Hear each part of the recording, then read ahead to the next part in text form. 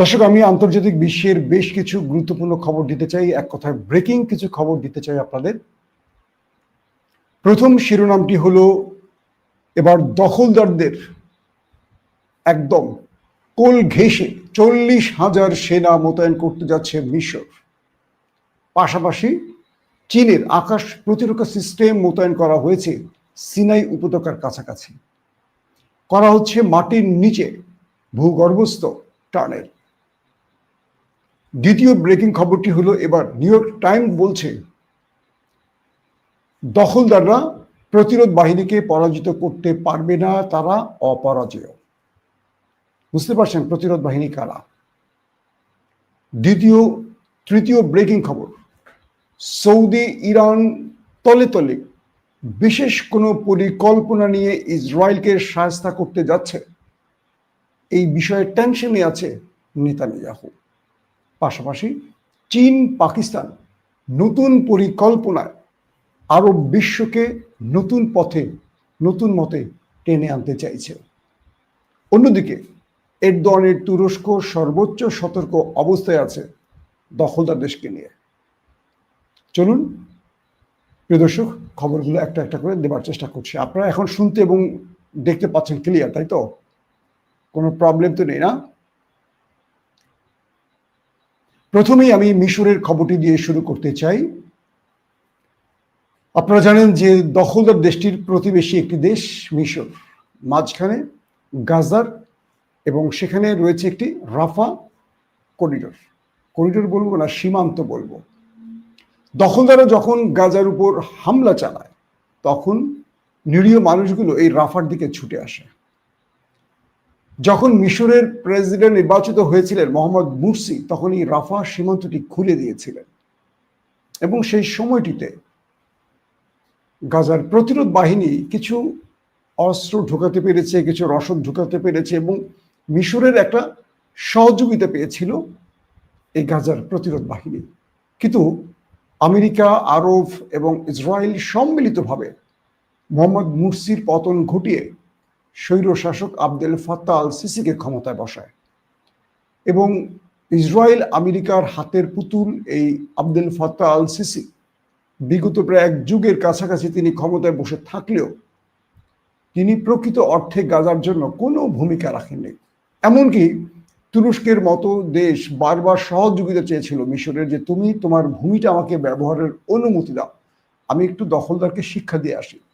সেই অনুমতি না জর্দান দিয়েছে না মিশর দিয়েছে। সাম্প্রতিক সময় যে বিষয়গুলো তৈরি হয়েছে, যে কাতারে যখন দখলদাররা আক্রমণ করলো, কাতার কারা? আমেরিকার অন্যতম মিত্র। এই আরব রাষ্ট্রগুলো ট্রিলিয়ন ডলার দেয় আমেরিকাকে তাদের নিরাপত্তার জন্য এবং রাজতন্ত্র টিকিয়ে রাখার জন্য। কিন্তু যখন দখলদার দেশটি কাতারে আক্রমণ করলো, অনেকটা নীরব চুপ থেকেছে ডোনাল্ড ট্রাম্প এবং মার্কিন গণমাধ্যমগুলো বলছে আক্রমণের দিন মার্কিন টাইম, আমেরিকার টাইম 8টাতে কথা হয়েছে ডোনাল্ড ট্রাম্পের সাথে নেতানিয়াহু এবং 8:56 কাতারে আক্রমণ হয়েছে। অর্থাৎ ডোনাল্ড ট্রাম্প কোনো গ্রিন সিগন্যাল দিয়েছে এমনটি অভিযোগ করা হচ্ছে।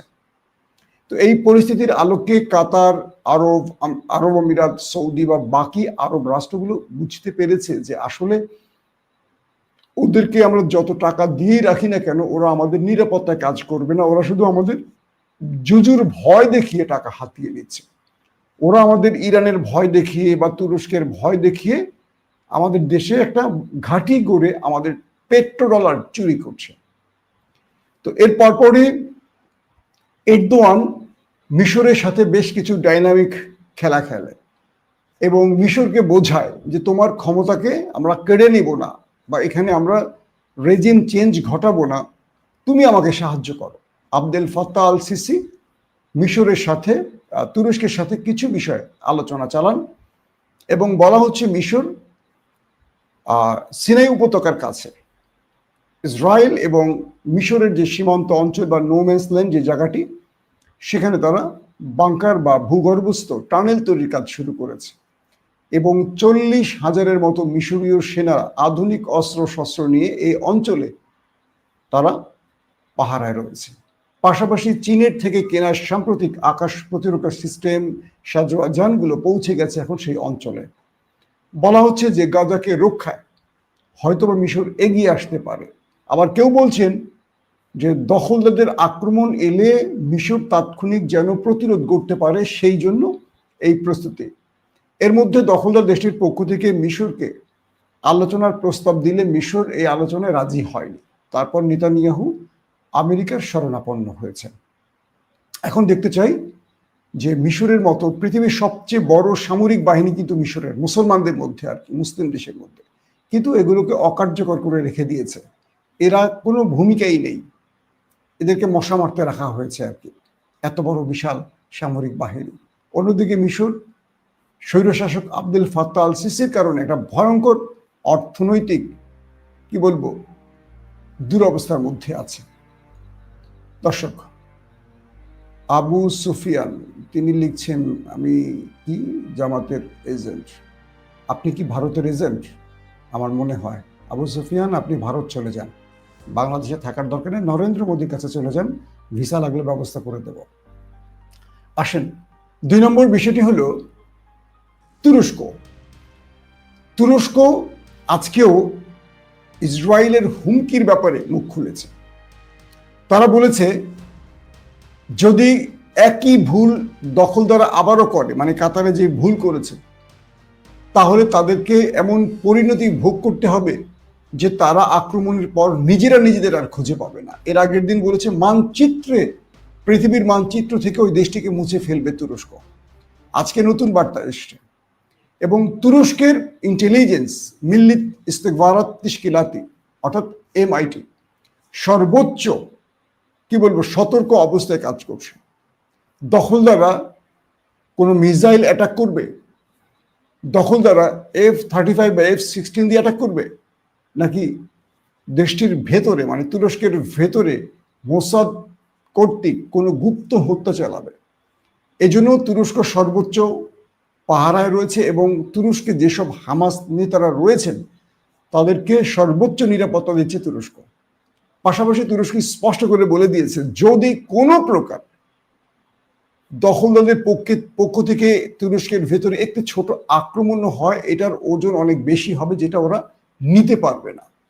এবং এরদোয়ান এই ব্যাপারে একদম সাফ জানিয়ে দিয়েছে যে আমি কারোর দিকে তাকাবো না, তোমার যে বাপ দাদারা আছে মানে বিশ্বমোড়ল বা আমেরিকা বা পশ্চিমারা আছে, কারোর দিকে তাকাবো না, আমি আক্রান্ত হলে আমি তোমাকে তোমার নাম নিশানা মুছে ফেলবো, এইটা তুমি কনফার্ম থাকো। কারণ এরদোয়ান অপেক্ষায় আছে যে ওরা লেজে পাড়া দেখ। কারণ হামাসের সাথে সবচেয়ে ভালো সম্পর্ক হলো তুরস্কের, এরদোয়ান সরকারের। তার চোখের সামনে গাজাটাকে ধ্বংস করে ফেলছে, কিন্তু কেউ তাকে সাহায্য করছে না। তিনি যতটুকু পারছেন চুপি সারে যা কিছু করছেন, কিন্তু এবার তার টার্গেট দখলদাররা যদি লেজে পাড়া দেয় এই সুযোগটি কাজে লাগাবে তুরস্ক। আর সাম্প্রতিক তুরস্ক যতগুলো তার পঞ্চম প্রজন্মের যুদ্ধ বিমান বলি, তার ICBM বলি বা তার মিসাইল বলি, আদার যা আছে, তুরস্ক সাম্প্রতিক সময় যেগুলো নতুন নতুন দেখাচ্ছে এগুলো প্রত্যেকটা রেঞ্জ কিন্তু তুরস্ক থেকে ইসরায়েল। খেয়াল করবেন, মানে তুরস্ক বোঝাচ্ছে যে আমার টার্গেট কিন্তু তেল আবিব। তার প্রত্যেকটা জিনিস ওই দেশটার জন্য করছে এবং গত 1 বছরের মধ্যে তুরস্ক যে সারপ্রাইজ দিচ্ছে অস্ত্র বাজারে, অবাক কর বিষয়। এবং তুরস্ক তার অন্যতম মিত্রদের সাথেও ভেতরে ভেতরে কাজ চালিয়ে যাচ্ছে। আসছি 3 নম্বর বিষয়, পাকিস্তান এবং গাজার সংবাদটা দিয়ে আমি পাকিস্তানে আসছি। গাজাতে আজও দখলদার বাহিনীর সাথে প্রতিরোধ বাহিনীর সংঘর্ষ হয়েছে এবং বলা হচ্ছে গাজা থেকে প্রতিরোধ বাহিনী দখলদার দেশটিকে টার্গেট করে বেশ কয়েকটি রকেট আক্রমণ চালিয়েছে। মাঝখানে দেশটি IDF এর সাথে লড়াইতেই ব্যস্ত ছিল, কিন্তু আজকে নতুন করে গতকালকে নতুন করে আবারও দখলদার দেশটির মধ্যে রকেট অ্যাটাক চালিয়েছে। দখলদার দেশটির পক্ষ থেকে বলা হয়েছে তারা একটি রকেটকে আকাশ প্রতিরক্ষা সিস্টেম দিয়ে ইন্টারসেপ্ট করেছে, অন্য একটিকে ইন্টারসেপ্ট করতে পারেনি, তবে ক্ষয়ক্ষতির পরিমাণ তারা জানায়নি। পাশাপাশি দেশের ভেতরে দখলদার সেনাদের সাথে প্রতিরোধ বাহিনীর মুখোমুখি সংঘর্ষ হয়েছে, কিছু মাইন পুঁতে রেখেছিল সেগুলো বিস্ফোরণ হয়েছে এবং ব্যাপক সংখ্যক হতাহত হয়েছে এমন খবর পাওয়া গেছে। তার মানে ভেতরে গাজার ভেতরে দখলদারদের সাথে লড়াই এখনো কন্টিনিউ চলছে। তারপরের খবরে আসি দর্শক, পাকিস্তানের সাথে সৌদির যে আলোচনাটি হয়েছে বা চুক্তিটি হয়েছে, অনেকেই বলছে যে এটা নেপথ্যের মাস্টারমাইন্ড চীন এবং তুরস্ক। কারণ পাকিস্তানের সাথে সবচেয়ে মধুর সম্পর্ক হলো প্রথম তুরস্ক, তারপর চীন। তো বলছে যে তুরস্ক যেহেতু ন্যাটোর সদস্য, আবার তুরস্কের সাথে দখলদারদের একটা চরম বিরোধ আছে, আবার তুরস্ককে ভয় পায় আরব রাষ্ট্রগুলো। ওসমানী সালতানাতের আদলে তুরস্ক যেভাবে এগুচ্ছে, ওরা ভয় পাচ্ছে যে আবার আমাদের রাষ্ট্রগুলো দখলে নেয় কিনা। তো সব মিলে তুরস্ক পাকিস্তানকে এখানে ব্যবহার করেছে, আর কাতারে আক্রমণের কারণে আরবরা ভয় পেয়ে গেছে ইসরায়েলকে। তো যে কারণে পাকিস্তানের সাথে সৌদির চুক্তির পর আরবের বাকি রাষ্ট্রগুলো পাকিস্তানের সাথে চুক্তির একটা পরিকল্পনা করছে। তো এরই মধ্যে আজকে পাকিস্তানের প্রতিরক্ষা মন্ত্রী খাজা আসিফ নতুন করে একটি স্টেটমেন্ট দিয়েছে। তিনি বলেছেন, সৌদিকে প্রয়োজনে আমরা নিউক্লিয়ার সহযোগিতা করব, পারমাণবিক বোমা বানাতে কিংবা রক্ষায় পারমাণবিক সহযোগিতা, মানে পাকিস্তান থেকে সৌদিতে যদি পারমাণবিক বোমা পাঠাতে হয় পাকিস্তান সেটা করবে। একদম ডাইরেক্ট বলেছেন, বলছে যে আমাদের চুক্তির মধ্যে এই বিষয়টি রয়েছে। কারণ সৌদিতে আক্রমণ মানে পাকিস্তানে আক্রমণ, পাকিস্তানে আক্রমণ মানে সৌদিতে আক্রমণ। সেই হিসেবে যদি শত্রুরা সৌদি আরবে আক্রমণ করতে চায়, সেক্ষেত্রে পাকিস্তান তার সর্বোচ্চ সহযোগিতা করবে, সর্বস্ব দিয়ে। ক্লিয়ার? অর্থাৎ পারমাণবিক সহ সব রকম সহযোগিতা করবে। তো চীন ইতিমধ্যে আফগানের যে বাগরাম ঘাঁটিটি, যেটি মার্কিন যুক্তরাষ্ট্র তৈরি করেছিল আফগানে থাকা অবস্থায়, এটা নিয়ন্ত্রণ নিতে চাইছে। তো এটি নিয়ন্ত্রণ নিতে চীন পাকিস্তানকে সৌদির সাথে একটা সম্পর্কের আটকালো। পাশাপাশি চীন চাইছে এই শক্তিতে, মানে এই জোটে ইরান থাকুক। কারণ পাকিস্তানের সাথে মোহাম্মদ বিন সালমানের বৈঠকের একদিন আগে ইরানের যিনি সর্বোচ্চ নেতা, তার স্পেশাল অ্যাডভাইজার এবং ইরানের সর্বোচ্চ নিরাপত্তা প্রধান, তিনি কিন্তু সৌদি আরবে সফর করেছেন। সৌদি আরবের প্রতিরক্ষা মন্ত্রী এবং প্রধানমন্ত্রী ক্রাউন প্রিন্স মোহাম্মদ বিন সালমানের সাথে তিনি বৈঠক করেছেন। তার একদিন পরে কিন্তু পাকিস্তানের সাথে চুক্তির বিষয়টি খোলাসা করেছেন। তো বলা হচ্ছে যে এই চুক্তির মধ্যে নেপথ্যে চীন, তুরস্ক, পাকিস্তান থাকতে পারে। কিছু মাধ্যম বলছে আর কি, আরাবিয়ান আউটলেট গুলো বলছে বা মধ্যপ্রাচ্য বিষয়ক বিশ্লেষকরা বলছে। এখন পর্যন্ত সৌদি আরব ইরানের বিষয়টিকে প্রকাশ্যে আনেনি, যেহেতু ইরানের সাথে আরো মার্কিন যুক্তরাষ্ট্রের একটা লম্বা বিরোধ আছে, বা তাদের মধ্যে বিরোধটা একটু বেশি স্ট্রং। তো সৌদি আরবের সাথে ইরানের নাকি এরকম কথা হয়েছে, কনফার্ম না তথ্যগুলো, কিছু মাধ্যম থেকে পেয়েছি, যে ইরান সৌদিকে আশ্বস্ত করেছে যে আমাদেরকে ভয় পাওয়ার কিছু নেই, তোমরা একই ভাই, আমরা তোমাদের রক্ষায় এগিয়ে আসব, তোমরা যদি আমাদের পাশে থাকো। এবং আমাদের সৌদি আরব নিয়ে কোনো অন্য পরিকল্পনা নেই। প্রয়োজনে ইরান সৌদি আরবের সঙ্গে মিলে পারমাণবিক প্রযুক্তির কাজ চালাবে। তোমরা তোমাদের শত্রুদেরকে বিশ্বাস না করে আমাদের বিশ্বাস করো। তোমাদের কাছ থেকে তোমাদের পেট্রো ডলার নিয়ে যাচ্ছে, ট্রিলিয়ন ট্রিলিয়ন ইউএস ডলার নিয়ে যাচ্ছে, কিন্তু দেখো কাতারকে মেরে বসছে। এবং আগামী দিন ওই দখলদার নেতানিয়াহু তোমার দেশে যখন অ্যাটাক করবে, তুমিও কাতারের মতো চেয়ে চেয়ে দেখবা। আসো, আমরা আমাদের পূর্বের সকল সমস্যা দূর করে আমরা বন্ধুত্বে ফিরে আসি। মোহাম্মদ বিন সালমান ইরানের এই বক্তব্যে গ্রান্টার হিসেবে চেয়েছে দুটো রাষ্ট্রকে, পাকিস্তানকে এবং চীনকে। পাকিস্তান এবং চীন গ্রিন সিগন্যাল দিয়েছে মোহাম্মদ বিন সালমানকে যে ইরানকে বিশ্বাস করো। কারণ এই মুহূর্তে ইরানের বন্ধু রাশিয়া না, ইরানের বন্ধু চীন হয়ে গেছে। কারণ ইরান দখলদার লড়াইয়ের সময় আমরা যে বিষয়গুলো দেখেছি, চীন তাদেরকে সাহায্য করছে, রাশিয়া কোনো সাহায্য করেনি। রাশিয়া শুধু আওয়াজ দিয়েছে। ভ্লাদিমির পুতিন বিশ্বাসঘাতকতা করেছে ইরানের সাথে এই লড়াইয়ের সময়। তো সেই হিসেবে সৌদি আরব প্রকাশ্যে যে চুক্তিটি করছে পাকিস্তানের সাথে, এখানে আরবের বাকি দেশগুলো আসবে। এখানে চীন নেপথ্যে পাকিস্তানকে অনেক রকম সহযোগিতা করবে। কারণ চীনের কাছে এখন যে আধুনিক অস্ত্র আছে, আমেরিকার কি বলবো ইন্টেলিজেন্সও জানে না যে কি ধরনের অস্ত্র তৈরি করেছে। এবার সামরিক যে কুচকাওয়াজ, সেখানে এমন এমন আকাশ প্রতিরক্ষা সিস্টেম দেখিয়েছে চীন, যেটা আমেরিকার মাথা নষ্ট হয়ে গেছে। লেজার সিস্টেম, অর্থাৎ লেজার দিয়ে তারা যুদ্ধ বিমান বা মিসাইল ধ্বংস করবে, কোনো মিসাইল ছুটতে হবে না খরচ করে। তো আমেরিকা ইরানকে নিয়ে টেনশনে আছে, যে কারণে আফগানিস্তানের বাগরাম ঘাঁটিটি চেয়েছে। তো কালকে আমি আপনাদের বলেছিলাম যে বাগরাম ঘাঁটি চেয়েছিল আমেরিকা। তো আজকের আফগান তালেবানদের দুজন স্টেটমেন্ট দিয়েছেন। একজন চিফ অফ স্টাফ, তিনি কারি, কি নামটা ভুলে গেলাম, তিনি যে স্টেটমেন্ট দিয়েছেন তিনি বলছেন যে আমরা বিশ্ব মোড়লদের আফগানের এক তিল পরিমাণ জায়গা দেব না। তারা যদি বলে আফগান তালেবানদের বা আফগানিস্তানের 10 বিলিয়ন মার্কিন ডলার যেটা তারা কুক্ষিগত করেছে আমাদের কাছ থেকে, আমাদের টাকা মার্কিন ব্যাংকে তারা আটকে রেখেছে, সেই টাকা তারা ফেরত দেবে, তবু আমরা আমাদের এক তিল পরিমাণ মাটি তাদেরকে দেব না। তারা যদি বলে ট্রিলিয়ন ট্রিলিয়ন ডলার তারা আমাদেরকে দেবে সহযোগিতার জন্য, তারপরও আমরা বিশ্ব মোড়লদের 1 ইঞ্চি মাটি দেব না। কে বলছে? আফগান তালেবানরা।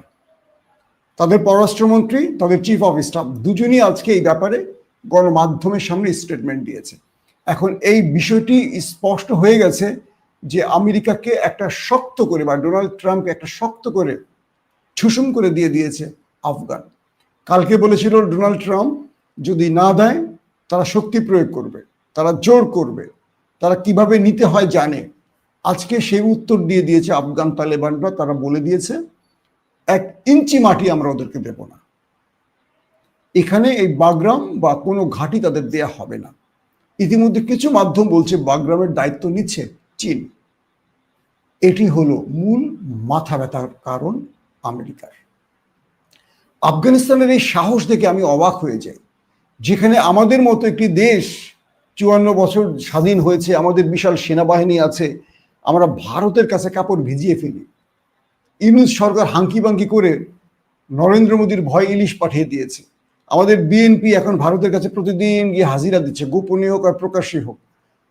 আমাদের ওপারের এজেন্সি প্রতি মুহূর্তে আমাদের বড় বড় দলগুলোর নেতাদের সাথে গোপনে বৈঠক করছে, কিভাবে আগামী দিন ইসলামী শক্তিকে আটকে দিয়ে পরাজিত করে ওই তাদেরকে ক্ষমতা দেওয়া যায় তার নীল নকশা তৈরি করছে। আর দেখেন আফগানিস্তান, ভারত না, আফগানিস্তান আমেরিকাকে বলছে 1 ইঞ্চি মাটি তোমাকে দেব না। এবং এই কথাও বলা হয়েছে যে তোমরা জানো, তোমরা আমাদেরকে চেনো, আগামী গত 20 বছর আমরা তোমাদের সাথে কি আচরণ করেছি, তোমরা যদি যুদ্ধ করতে চাও আসো, আমরা প্রস্তুত। আফগান সেনাবাহিনীকে প্রস্তুত রাখা হয়েছে আমেরিকার আগ্রাসন মোকাবেলায়, এবং তাদেরকে ওয়েলকাম করছে যে আসো, তোমরা জানো আমরা কি করতে পারি, এবং তোমরা এই দেশ থেকে কিভাবে পালিয়ে গেছো উঠে পড়ে বিমানের পাংখা ধরে, এই ইতিহাস পুনরায় ফিরে আসবে যদি তোমরা ভুল করো। এটি স্টেটমেন্ট কে দিয়েছে? আফগান তালেবানরা। দর্শক, এখন আসি চীন, ইরান এবং সৌদির লাস্ট আপডেটটা মাঝখান থেকে আমি আরেকটা প্রসঙ্গে আসি। ইরান চাইছে এই মুহূর্তে একটা মুসলিম ঐক্য তৈরি করতে, কিন্তু বিশ্বাসঘাতক আরব আমিরাতের জন্য সেটি সম্ভব হয়নি, অর্থাৎ ন্যাটোর আদলে একটি ইসলামিক সেনাবাহিনী। কিন্তু এটিকে গোপনে কিছু দেশ উড়িয়ে দেয়নি, তারা নেপথ্যে ভিন্ন পরিকল্পনা এগুচ্ছে। এর মধ্যে কাতার, সৌদি আরব, পাকিস্তান, তুরস্ক, এই 4টি, এবং সঙ্গে মিশরকে টেনে আনার চেষ্টা করা হচ্ছে। মিশর কিন্তু সবচেয়ে বড় সেনাবাহিনী, মুসলমানদের বা মুসলিম সেনাবাহিনী সবচেয়ে বড় মিশরের, এদেরকে টেনে আনা হচ্ছে। কিন্তু আরব আমিরাত বাগড়া দিচ্ছে, এটা শোনা যাচ্ছে। তো সবকিছু মিলে সৌদি এবং ইরান আরেকটা মানে গুগলি চালে তারা চিন্তা করছে যে কি করে দখলদার বাহিনীকে একটা শিক্ষা দেওয়া যায়। ইতিমধ্যে সৌদি আরব দখলদারদের উদ্দেশ্য করে শক্ত বার্তা দিয়েছে, পাশাপাশি নেতানিয়াহু নতুন করে স্টেটমেন্ট দিয়েছে। আজকে তার স্টেটমেন্ট হলো তিনি ফিলিস্তিন দখল করবেন। তিনি বলছেন জর্দান নদীর পাড়ে কোনো ফিলিস্তিন নামক রাষ্ট্র থাকবে না, নেতানিয়াহু বলেছেন। পাশাপাশি 7 অক্টোবরের ঘটনার পর যারা বিপ্লবী বাহিনীকে বা প্রতিরোধ যোদ্ধাদেরকে সহযোগিতা করেছে তাদের প্রত্যেকের উপর দখলদার আক্রমণ করবে। কাতারে করেছে, ইরানে করেছে, লেবাননে করেছে, ইয়েমেনে করেছে, সিরিয়াতে করেছে। এবার তাদের টার্গেট তুরস্ক, প্রয়োজনে তারা সৌদি আরবকেও টার্গেট করবে। আর তাই সৌদি আরব ভেতরে ভেতরে তৈরি হচ্ছে, এবং যাদের সাথে শত্রুতা ছিল তাদেরকে বন্ধু বানিয়ে তারা একটা শক্ত প্রতিরোধ করতে চাইছে। কারণ সৌদি আরব এটা বুঝে গেছে আমেরিকা তাদের আর সাহায্য করবে না। আমেরিকা যত যাই বলুক, দখলদাররা যখন আক্রমণ করবে তাদেরকে অনুমতি দেবে, পরবর্তী গালাগালি করে মীমাংসা করবে, কিন্তু যা ক্ষতি হওয়ার হয়ে যাবে। তাই সৌদি আরব নতুন করে মিত্র খুঁজছে। তারা ট্রাম্পকে বিশ্বাস করছেন না। তারা এখন প্রয়োজনে তুরস্কের হাত পা ধরবে, তারা প্রয়োজনে পাকিস্তানের হাত পা ধরবে, প্রয়োজনে তারা ইরানের সাথে সমঝোতা করবে। আর এই খবরগুলো এখন আমেরিকা ভার্সেস ইসরায়েলের জন্য টেনশনের কারণ হয়ে গেছে। এখন পৃথিবীর নতুন একটি মোর্চা দেখতে পারে। তুরস্ক যে কোনোভাবে চাইছে যুদ্ধ এড়িয়ে চলতে, কারণ তুরস্কের আরো কিছু কাজ বাকি আছে। তবে তুরস্ক যদি এই মুহূর্তে দখলদাররা যদি এই মুহূর্তে তুরস্কে আক্রমণ করে বসে, এখানে কয়েকটা যুদ্ধের ফ্রন্ট খুলে যাবে। তুরস্কের জন্য এগিয়ে আসবে পাকিস্তান, আজারবাইজান। আবার আজারবাইজানের সাথে ইসরায়েলের সম্পর্ক ভালো। আবার তুরস্কের জন্য এগিয়ে আসবে সিরিয়া। সিরিয়াটা অশান্ত হয়ে যাবে, কারণ এখনো স্টেবল হয়নি সিরিয়া।